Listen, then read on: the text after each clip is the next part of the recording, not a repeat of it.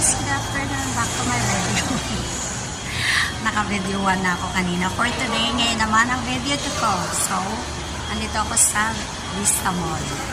Nakahanap ko sa hinahanap ko na pagod ako. Oh my God. Kaya dito muna ako sa coffee shop.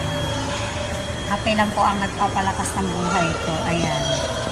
Ang bango ng aroma ng kape nila. Kaya while waiting my order, so video mo na ako. Pangkabuhayan showcase. Oo. Napagod ako makahanap doon sa aking hinahanap. Kaya napunta ako dito sa coffee shop. Ang ganda ng coffee shop. BBK.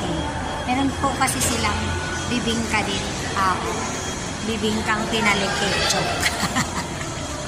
Pero masarap po guys. Pati yung kape nila at ang bango-bango ng aroma. Kaya dito ko pinili ng ng kape.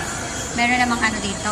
May coffee project din dito. Pero nabighani ako sa amoy ng kape, sa aroma. Masyadong nakakabighani sa aking inom. Ayun, I decided na magkape muna. So, habang ginagawa yung aking order, ako muna ay mag-video para sa kabuhayan showcase sa FB World. Oo. Kasi kanina yung unang video pa doon yung sa barangay. Oo, dahil minihintay akong papers. Ngayon naman, ang gulo ng schedule ng lakad ko. Kumbaga na-twist. Hindi ito yung plano. Iba yung plano. Ngayon, na-twist siya. Oo. Grabe talaga. Bakit ganun? Kaya, yun. Dito na muna ako. Gagawa ng second video. Kasi sayang naman yung aking lakad. Tapos hindi ko magawa yung mga video. Kaya, yun. Mag-video muna. Okay.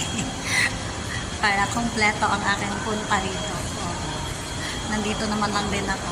Magkakape man lang din ako. Hindi. Kakain man lang din ako ng bibingka. Masarap yung bibingka nila. Yung parang, meron to sa SM kaya lang iba yung tawag sa SM pero kaparehan ng lasa. Oo. Sa kanila BBK. Iba yung pangalan sa SM pero pati yung kape nila magkaamoy. Oo. Kaya nga nabighani ako gawa ng aroma.